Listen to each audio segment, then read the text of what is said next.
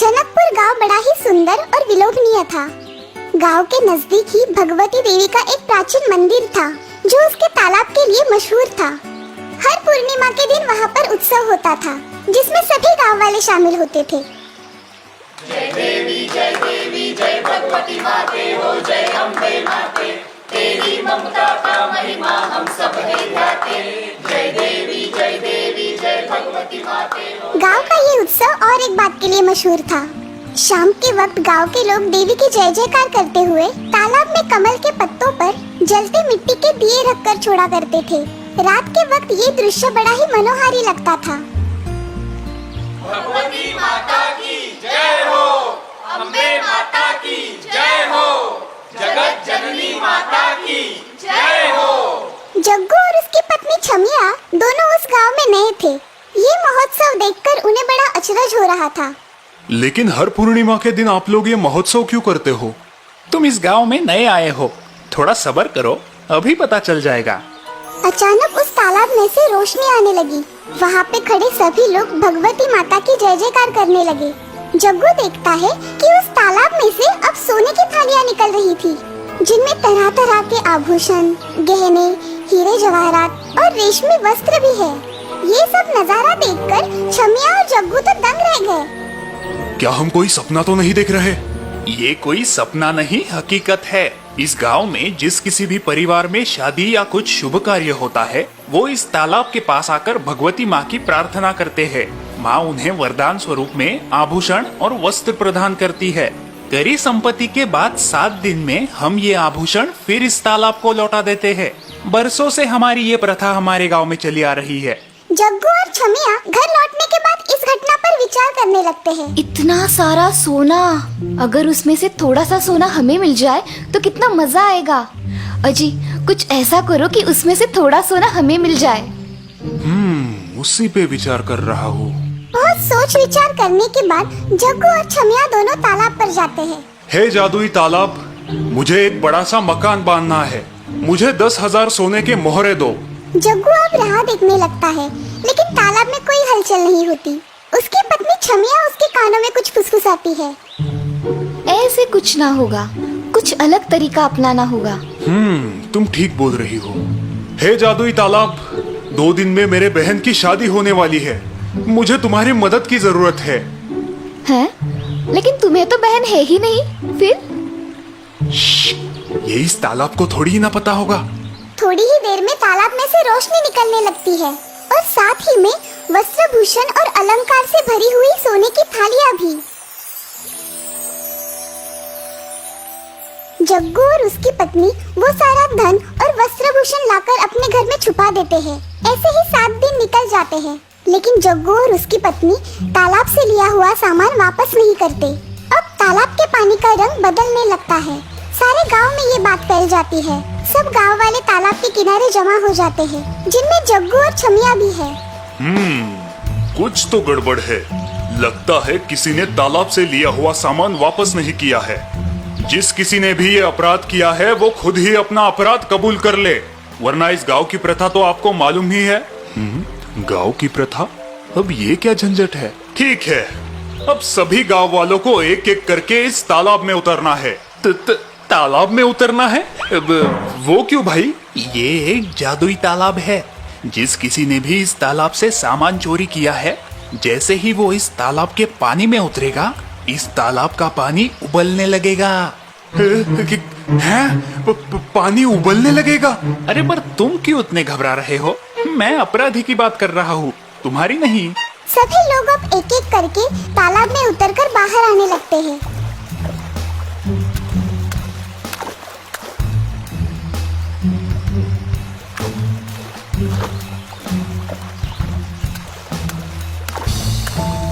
जैसे ही जग्गू की बारी आती है वो घबरा के कांपने लगता है। छमिया, तुम भी चलो ना मेरे साथ।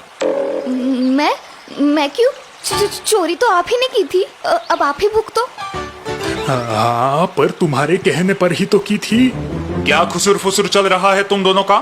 जग्गू जाओ, जल्दी पानी में उतरो, हमारा समय बर्बाद मत करो। जग्गू डरता हुआ तालाब में उतरता है और तालाब के बीच में जाकर खड़ा हो जाता है। जैसे ही वो तालाब में उतरता है, तालाब का पानी उबलने लगता है। अरे बाप रे, ये पानी तो गर्म है। पानी अब तेजी से उबलने लगता है और जग्गू चिल्लाने लगता है। ओए ओए, अरे मर गए रे। अरे कोई मुझे बाहर निकालो, और थोड़ी देर इस पानी में रहूंगा तो मेरा बैंगन का भरता बन जाएगा। अरे बचाओ, कोई मुझे बचाओ। छमिया, ओ छमिया, कहाँ गई तुम? मुखिया जी, मेरे पति को बचाइए। हम मानते हैं कि गलती हमारी ही है, हमने ही सामान चुराया था। मुखिया जी के कहने पर गांव वाले रस्सी फेंककर जग्गू को तालाब से बाहर निकालते हैं। तुम दोनों ने हमारे विश्वास को तोड़ा है। अब तुम दोनों इस गांव में नहीं रह सकते। तुम्हें इस गांव से निष्कासित किया जाता है। जग्गू और छमिया उस तालाब में से चुराया हुआ सामान लौटा देते हैं और गांव को हमेशा हमेशा के लिए छोड़कर चले जाते हैं। खीराम नाम का एक आदमी हमेशा दुखी और मायूस ही रहता था। वो जो कोई भी काम हाथ में लेता, उसका नतीजा हमेशा बुरा ही होता।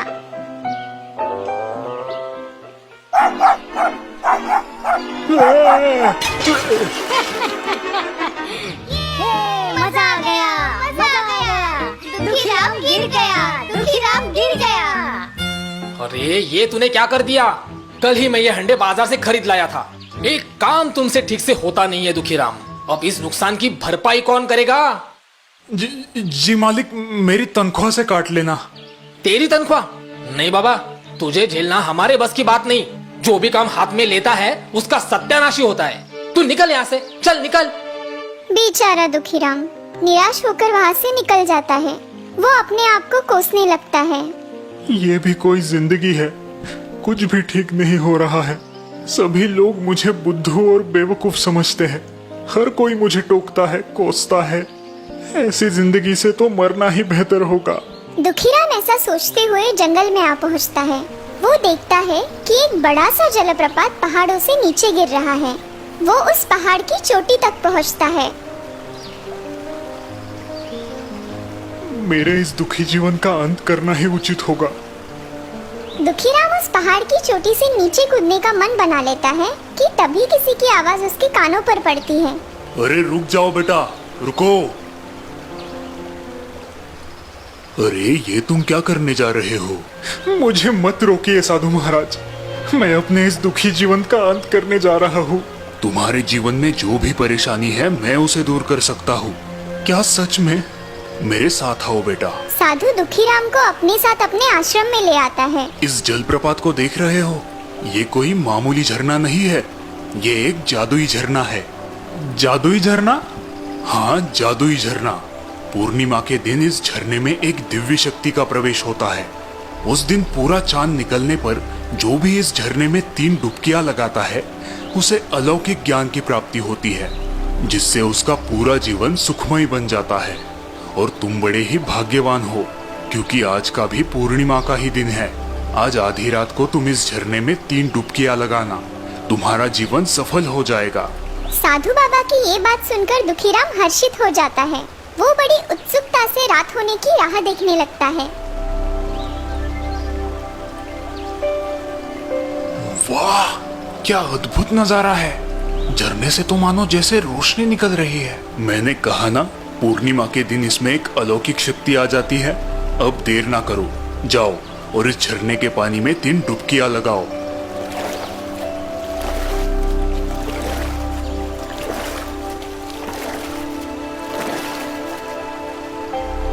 दीर्घायु भव। आज से तुम्हारा नाम सुखीराम है। अब से जिस किसी भी काम को तुम हाथ में लोगे, वो सफल ही होगा। इस बात पर हमेशा विश्वास रखना। साधु को प्रणाम कर अब दुखीराम फिर से गांव लौट आता है। वो एक कपड़ों की दुकान में काम करने लगता है। ये साड़ी खास कश्मीर से मंगवाई है, जरा इसकी कारीगरी तो देखिए। दीदी, आपकी शादी में जब आप ये साड़ी पहनोगी ना, तो दूल्हे राजा आप पे लट्टू हो जाएंगे, कह देता हूँ। आप भी ना सुखी दादा। अरे शर्माओ नहीं बहन, अब मुझे भाई कहा है तो झूठ थोड़ी ना बोलूंगा आपसे। सुखीराम की इन बातों से वो ग्राहक खुश होकर साड़ी खरीद लेती है। बहन, शादी में बुलाना मत भूलना। भला आपको कैसे भूल सकती हूँ। सुखीराम सभी ग्राहकों से ऐसी ही मीठी मीठी बातें करता था। थोड़े ही दिनों में उस दुकान में ग्राहकों की भीड़ होने लगी। दुकानदार सुखीराम के काम से बड़ा ही प्रसन्न था। सुखीराम, जब से तुम जंगल से लौट के आए हो बहुत ही बदल गए हो। पहले तो तुमसे एक काम ठीक से ना होता था और अब ये इतना परिवर्तन कैसे हुआ भाई? आखिर राज क्या है? बस भगवान की कृपा है मालिक। जल्द ही सुखीराम ने कारोबार की सारी बातें सीख ली और बाजार में अब खुद के कपड़ों की दुकान भी शुरू की। उसकी शादी भी हो गई और अब उसे एक बेटा भी था। अपने जीवन में आया ये परिवर्तन देख सुखीराम बड़ा ही खुश था। सच में उस जादुई झरने ने तो मेरी किस्मत ही बदल दी। अगले पूर्णिमा के दिन मैं अपने पूरे परिवार के साथ उस झरने के दर्शन करने जाऊंगा। और अगले ही सप्ताह सुखीराम पूर्णिमा के सुनहरे अवसर पर साधु महाराज के आश्रम पहुंचा। साधु बाबा, आपके और उस जादुई झरने की कमाल से मेरा जीवन सफल हो गया। जादुई झरना? कौन सा जादुई झरना? यहाँ पे तो कोई जादुई झरना नहीं है। अरे ये क्या, इस आश्रम के बाहर जो जलप्रपात है मैं उसी के बारे में बात कर रहा हूँ। क्या आपको याद नहीं? मैं सुखीराम हूँ। मुझे सब याद है सुखीराम, लेकिन ये कोई जादुई झरने का कमाल नहीं है। तुम आज जो भी हो अपने खुद के बलबूते पर हो। इसमें किसी भी जादुई झरने का कोई भी हाथ नहीं है। हाँ? ये आप क्या कह रहे हैं? मुझे कुछ समझ नहीं आ रहा। आओ मेरे साथ। यही वो जादुई झरना है ना? हाँ महाराज। जरा देखो इस नजारे को, कितना भीषण और रुद्र लग रहा है। इसकी आवाज मानो शेर की दहाड़। लेकिन चांदनी रात में यही दृश्य बड़ा ही सुखद लगने लगता है। मैं कुछ समझा नहीं साधु बाबा। सुखीराम, ये हमारी सोच पर निर्भर करता है कि हम अपने आप को और इस दुनिया को किस नजरिए से देखते हैं। अगर काले रंग का चश्मा पहनोगे तो दुनिया काली ही दिखेगी, गोरी नहीं। तुम हमेशा अपने आप को और दुनिया को कोसते रहते थे, इसीलिए सदा दुखी और मायूस रहते थे। मैंने सिर्फ तुम्हारी वो सोच बदली और उस सोच ने तुम्हारा जीवन। अब समझे? हाँ गुरुदेव, आप सच में महान हैं। मैं आपकी ये सीख हमेशा याद रखूंगा और अपने इस बेटे को भी सिखाऊंगा। उस दिन से जो भी ग्राहक सुखीराम की दुकान में आता, दीवार पर टंगी एक तस्वीर उनका ध्यान खींच लेती, जिस पर लिखा था, अपनी सोच बदलो, दुनिया बदलेगी। भोलाराम नाम का एक लड़का था, जो नाम की तरह ही बिल्कुल भोला था। स्कूल में कुछ बच्चे उसके इस भोलेपन का फायदा उठाते थे। हाँ, आज तो भोलू के डिब्बे से बड़ी अच्छी खुशबू आ रही है। चलो देखते हैं। अरे वाह, मोतीचूर के लड्डू। हाँ, ये मेरी माँ ने अपने हाथों से बनाए हैं। ले लो, तुम भी ले लो। वाह, मजा आ गया। ये लो, कल और लड्डू लेके आना। हाँ हाँ, जरूर लाऊंगा। क्लास खत्म होते ही सभी बच्चे अपने अपने घर निकलते हैं, लेकिन तभी जोरों की बारिश शुरू होती है। एक लड़की की रोने की आवाज भोलू के कानों पर पड़ती है। वो उस लड़की के पास आता है। क्या हुआ चबीली, तुम क्यों रो रही हो? मेरा छाता किसी ने चुरा लिया, अब मैं घर कैसे जाऊंगी? रो मत, तुम मेरा छाता ले लो। तुम सच में कितने अच्छे हो भोलू।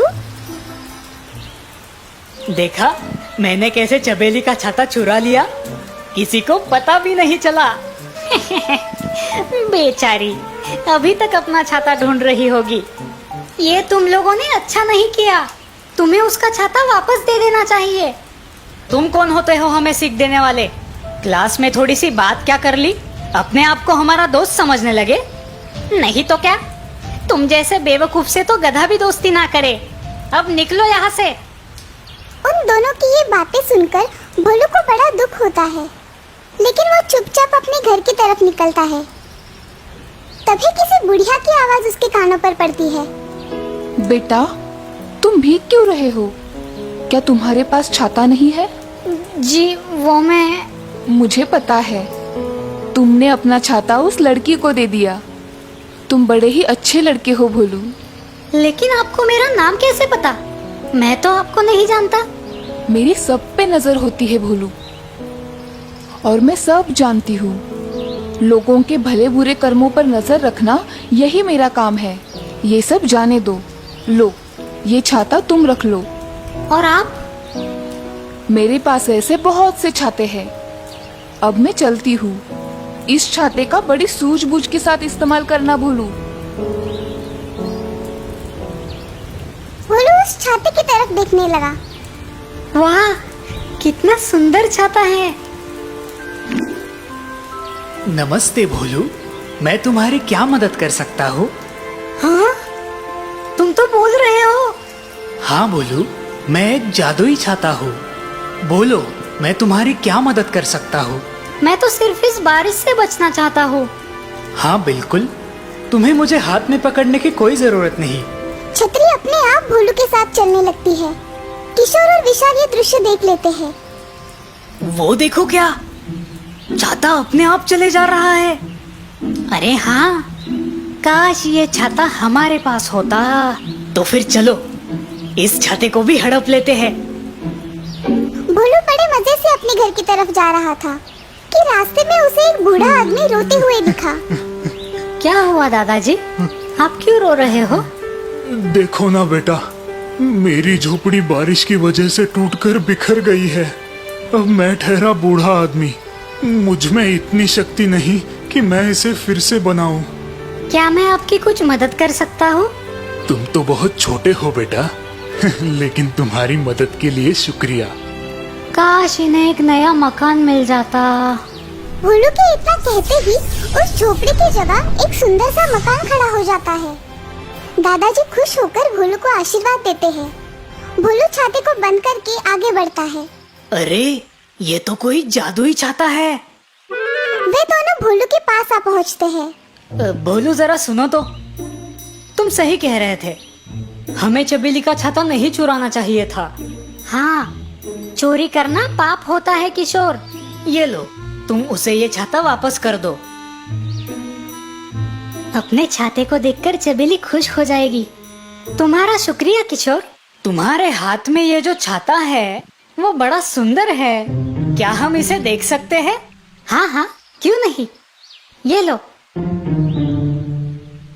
हमने तो तुम्हें चबेली का छाता दे दिया, अब बदले में तुम हमें क्या दोगे? मैं तुम्हें क्या दे सकता हूँ? तुम्हारा ये छाता बड़ा ही सुंदर है, ये छाता हम रख लेते हैं। लेकिन ये तो मेरा छाता है नहीं था, अब ये हमारा है। नहीं नहीं, तुम ऐसा नहीं कर सकते। मुझे मेरा छाता वापस दे दो। अगर हिम्मत है तो इसे हमसे लेके दिखाओ। वे दोनों भोलू पर हंसने लगते हैं। तभी वो बुढ़िया वहाँ पर आ जाती है। तुम दोनों उस बेचारे बच्चे को क्यों तंग कर रहे हो? उसे उसका छाता लौटा दो। ए बुढ़िया, चल खिसक यहाँ से, वरना इसके साथ तेरी भी पिटाई हो जाएगी। मैं तुम्हें आखिरी बार चेतावनी देती हूँ, उसे उसका छाता लौटा दो। वरना क्या करेगी तू? मारेगी हमें? कुछ ऐसा ही समझो। चलो पहले इसे ही सबक सिखाते हैं। सुनो जादुई छाते, इस बुढ़िया और भोलू को यहाँ से भगा दो। उसके इतना कहते ही वो छाता हवा में उछलता है और वही कुछ दूरी पर एक खूंटे से बंधे हुए बड़े से बैल के पास चला जाता है। छाता उस बैल को खूंटे से आजाद करता है।